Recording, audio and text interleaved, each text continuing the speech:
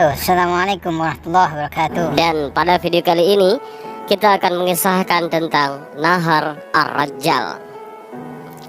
Dikisahkan setelah wafatnya junjungan Nabi besar Muhammad Rasulullah Shallallahu Alaihi Wasallam pada tahun 11 Hijriah, membuat kota Madinah mencekam.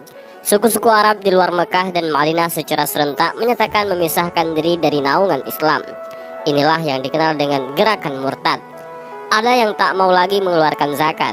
Bahkan ada yang mengangkat dirinya sebagai nabi baru utusan Allah, seperti Tulaihah al-Asadi dan tokoh besar Bani Hanifah di Yamamah, yaitu Musailamah, yang sebelumnya disebut-sebut Rasulullah Shallallahu Alaihi Wasallam dengan sebutan Musailamah al-Kadzab.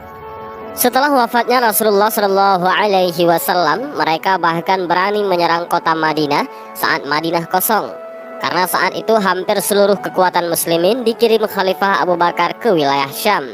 Situasi Madinah yang dipandang lemah oleh suku-suku lain di Jazirah Arab, inilah yang dimanfaatkan oleh Musailamah untuk menyebarkan pengaruhnya, untuk menguasai Jazirah Arab dengan cara menyebut dirinya sebagai nabi utusan Allah.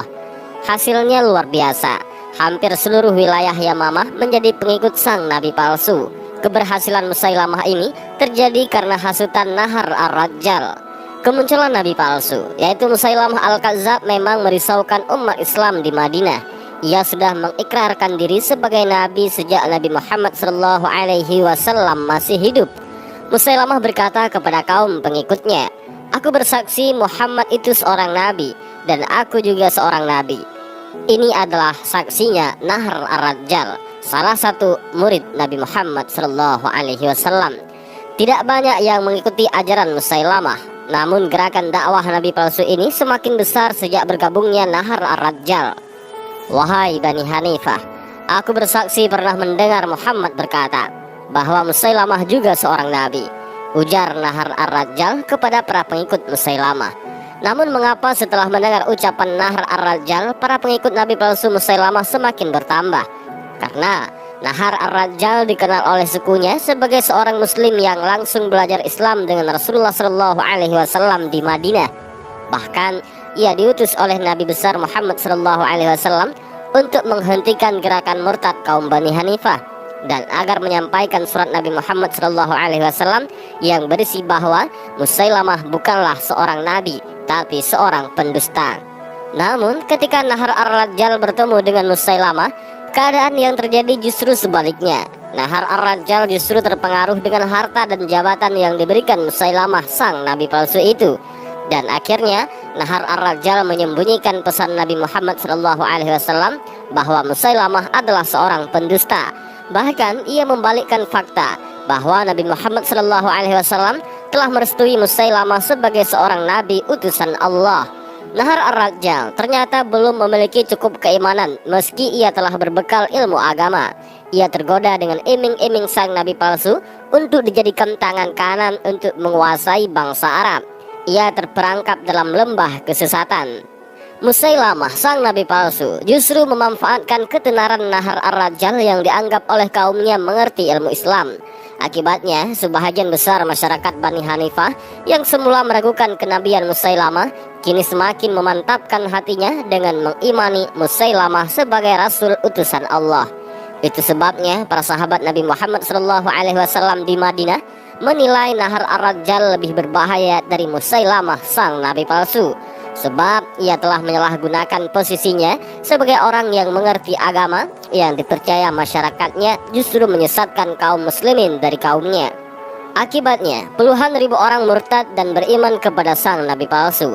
Orang-orang yang masih beriman kepada Nabi Muhammad SAW disiksa, dipaksa untuk beriman kepada sang nabi palsu. Dan ternyata fakta murtadnya Nahar Ar-Rajjal telah dikatakan oleh Rasulullah SAW saat berkumpul dengan para sahabatnya di Madinah, bahwa salah satu dari sahabatnya ini akan ada yang memiliki gigi geraham sebesar gunung Uhud, sebagaimana hadis yang diriwayatkan oleh Abu Hurairah radhiyallahu an. Kala itu Abu Hurairah sedang bersama dengan para sahabat yang lain duduk bersama Rasulullah SAW. Rasulullah SAW bersabda bahwa nanti akan ada di antara kalian yang gigi gerahamnya jauh lebih besar dibandingkan dengan gunung Uhud di neraka. sehingga Abu Hurairah radhiyallahu an yang mendengar sabda Nabi Muhammad SAW itu menjadi ketakutan. Ya Allah, ini berarti pertanda buruk bahwa yang ada di sekitarku ini nanti, atau bahkan mungkin diriku, akan mendapatkan kehinaan seperti apa yang disampaikan oleh Rasul. Maka orang-orang yang berada di sekitar Nabi ketika itu dicatat namanya satu persatu oleh sahabat mulia Abu Hurairah radhiyallahu an. Abu Hurairah radhiyallahu an ingin melihat siapakah orang yang disabdakan oleh Rasulullah sallallahu alaihi wasallam yang mati dalam su'ul khatimah, artinya akhir hidup yang jelek. Satu persatu sahabat Nabi meninggal mendahului Abu Hurairah, dan ternyata semua dari sahabat mulia itu wafat dalam keadaan husnul khatimah. Mereka semua syahid ketika membela agama Allah, dan ternyata hanya tersisa 2 orang saja yang ketika itu duduk bersama Nabi Shallallahu Alaihi Wasallam, yaitu Abu Hurairah radhiyallahu an dan Nahar ar-Rajjal. Nahar ar-Rajjal menjadi tangan kanan Nabi palsu Musailamah. Ia selalu mendukung dan melaksanakan setiap ucapan dan perintah Musailamah sang Nabi palsu. Bahkan ia selalu memberikan kabar pada Musailamah mengenai syariat Islam yang dibawa Nabi Muhammad SAW, sehingga Musailamah sang Nabi palsu meniru syariat Islam dan ayat-ayat Al-Quran dengan membuat syariat dan ayat tandingan yang diakuinya berasal dari wahyu Allah Subhanahu wa Ta'ala. Musailamah sang Nabi palsu pun mengumumkan syariat baru bahwa khamar ataupun minuman keras kini dihalalkan Allah, dan Nahar ar-Rajjal pun mendukungnya. Bahkan di depan mata Nahar ar-Rajjal, Musailamah sang Nabi palsu sering bersenang-senang dengan wanita di tendanya dengan alasan perintah wahyu dari Allah Subhanahu wa Ta'ala. Masyarakat yang sudah dibutakan ucapan Nahar ar-Rajjal bahwa tindakan sang Nabi palsu berasal dari perintah Allah pun dengan sukarela menyerahkan wanita kaumnya kepada Musailamah sang Nabi palsu untuk mendapatkan berkah. Musailamah sang Nabi palsu yang memang licik dan senang mengumbar syahwat ini bahkan memperdayakan musuhnya. Seperti saja seorang dukun wanita dari Irak yang memimpin kaumnya untuk menyerang Yamamah, bahkan diperdaya hingga takluk kepada sang Nabi palsu. Musailamah bahkan menikahinya dengan mahar membebaskan penduduk Irak yang dipimpin Sajjah, yaitu nama dukun wanita tersebut, dengan mahar membebaskan kewajiban salat subuh dan salat isya. Rasulullah Shallallahu Alaihi Wasallam pernah bersabda, sesungguhnya salat yang paling berat dilaksanakan oleh orang-orang munafik adalah salat isya dan salat subuh. Sekiranya mereka mengetahui keutamaan keduanya, niscaya mereka akan mendatanginya sekalipun dengan merangkak. Hadis riwayat Bukhari dan Muslim. Perbuatan Musailamah sang Nabi palsu mengundang keraguan pengikut setianya yang lain, sebab tindakannya sama sekali tidak mencerminkan perilaku seorang Nabi. Namun Nahar ar-Rajjal tetap meyakinkan bahwa yang dilakukan Musailamah benar-benar berdasarkan wahyu. Nahar ar-Rajjal benar-benar telah menutup harinya dari kebenaran yang sebenarnya ia ketahui. Nahar ar-Rajjal menuruti keinginan sang Nabi palsu untuk menyiksa orang-orang yang masih memegang akidah Islamnya. Bahkan utusan Khalifah Abu Bakar dari Madinah yang ditugaskan menyadarkan sang Nabi palsu dan masyarakat Bani Hanifah ditangkap dan dipaksa mengimani Musailamah sang Nabi palsu. Karena ketegasan sang utusan Khalifah yang tetap pada pendiriannya bahwa Nabi Muhammad SAW adalah Nabi terakhir dan tidak ada Nabi lain setelah wafatnya Rasulullah SAW, sang utusan Khalifah pun dibunuh oleh Nahar ar-Rajjal. Kelakuan Nahar ar-Rajjal ini semakin membuat gerah para sahabat radhiyallahu an di Madinah. Orang yang pernah bersyahadat di depan Rasulullah, bahkan belajar bersama para sahabat kepada Rasul, kini menjadi budak seorang Nabi palsu.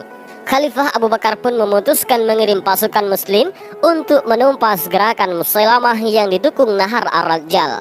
Khalifah mengutus pasukan di bawah pimpinan Ikrimah bin Abu Jahal. Namun karena besarnya jumlah pengikut Musailamah, maka Khalifah Abu Bakar menambah pasukan bantuan yang dipimpin Khalid bin Walid. Nahar ar-Rajjal yang mengetahui keberangkatan pasukan muslimin pimpinan Khalid bin Walid merasa gentar. Musailamah sang Nabi palsu pun menenangkan hati Nahar ar-Rajjal dengan mengatakan Allah pasti memenangkan pihaknya. Bagaikan tersihir kalimat Musailamah, Nahar ar-Rajjal kembali timbul semangatnya dalam menghadapi pasukan muslimin. Ia kemudian meyakinkan para pengikutnya agar tidak ragu menghadapi pasukan muslimin. Tepat di bulan Rabiul Awal tahun 12 Hijriah, 40.000 pasukan pembela Musailamah al-Kadzab berhadapan dengan 13.000 pasukan muslimin pimpinan Khalid bin Walid. Namun keesokan harinya, saat dua pasukan kembali berhadapan, kebohongan Nahar Ar-Rajal mulai terungkap. Setelah pasukan muslimin meneriakkan fakta tentang Nahar Ar-Rajal yang mengkhianati Nabi Muhammad SAW yang telah mengirimnya untuk menyampaikan kebohongan Musailamah sang nabi palsu. Hal ini pun mengundang kemarahan para pengikut sang nabi palsu yang merasa telah ditipu Nahar Ar-Rajal sehingga tersesat mengikuti sang nabi palsu. Namun peperangan tak bisa dihindari. Khalid bin Walid yang menantang duel sang nabi palsu dihalau oleh Nahar Ar-Rajal. Karena bagi Nahar Ar-Rajal, seorang nabi tidak pantas untuk melayani tantangan.